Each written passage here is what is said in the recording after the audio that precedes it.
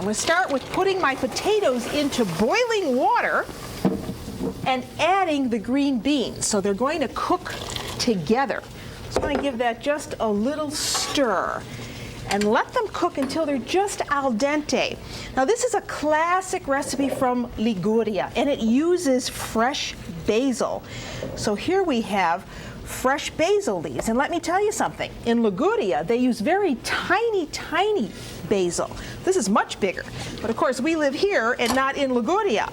So to keep the basil green, I like to put it into boiling water just for a couple seconds, just to blanch it.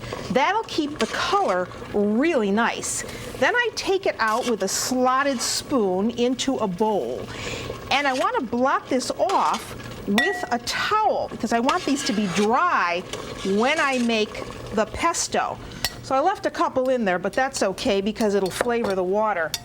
So then I take the leaves out, and you see how nice and green they do stay. Get rid of this. And dry them off. You want to blot them so that they're nice and dry as they can be. And then you can add them to your bowl for making pesto. And today we're going to do this in our food processor, because if we were in Liguria, we would be doing this with a mortar and a pestle. So in here I have fresh basil leaves, pine nuts, you could use walnuts, a little salt, and garlic. And now I want to close up the top and pulse this. I want this to be a rather coarse mixture. When it's coarse, then I can start adding some olive oil right through the feed tube. I want a mixture here that's grainy, but not too soupy. So you're going to have to gauge it. And I stop and give it a look to see if it's where I want it to be. And that looks pretty good. So I'm going to take out my blade and give you a look at that. Here it is. I'm going to put it right back into this bowl because we'll be using this later on. So look at that beautiful color of my pesto. Looks good enough to eat just by itself. Okay, and we're going to set that aside now. If you were making that ahead, you'd want to put a layer of olive oil over the top to prevent it from turning brown when it's exposed to the air. Now we have to talk about the pasta part of this. And for that, we need some unbleached flour. Now today we're going to be making pasta in the fontana, which is the classic way of doing it in Italy by hand.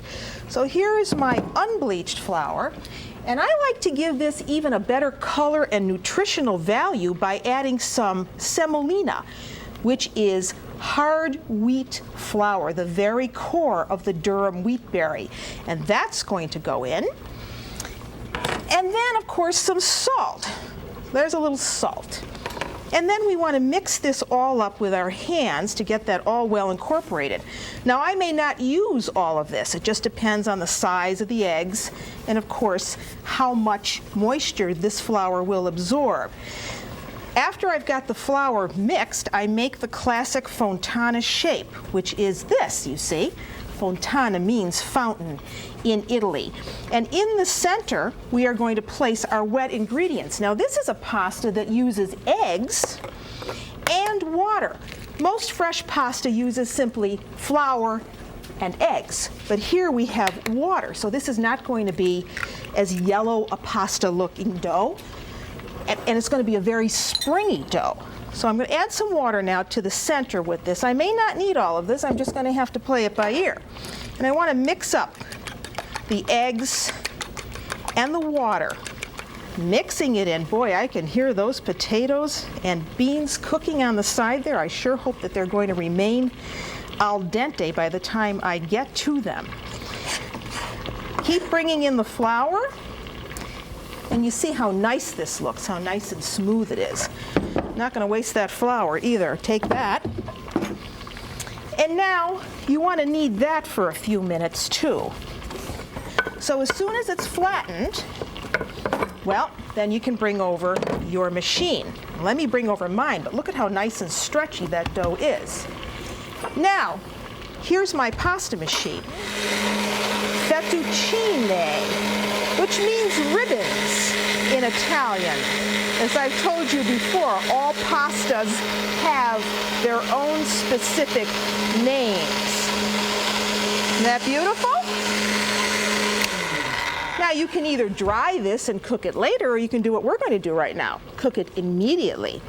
So over here, I have 4 quarts of rapidly boiling water. And I'm going to add some salt to it now because you need salt for flavor. And then here's some fettuccine that I made earlier.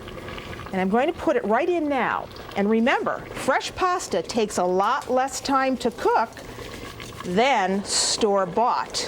So get it all in without losing it everywhere. And then make sure that you push it down below the water line because you really want that to cook evenly. And that's only going to take a couple minutes to cook. Now, while that's cooking, I'm going to check on my potatoes and beans because I know they've got to be cooked by now, and they are. So let me get a bowl for that. There's mine. And now we're going to drain this. So we take the potatoes and the beans, getting most of that water off now. This is going to be very colorful with the pesto sauce. And that goes right in to the bowl. Looks good already, doesn't it? And now I'm going to bring over my pesto. We'll just put a little bit of cheese right into our potato and bean mixture. And later on I'll add a little bit more. And there's a big hunk sitting there. I think I better take that out. And now let me go see how we're doing here on pasta. And yes, it is cooked. So now we drain it.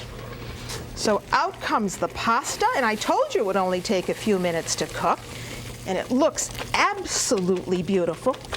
And when you eat this dish, you'll be having an absolute classic from Liguria.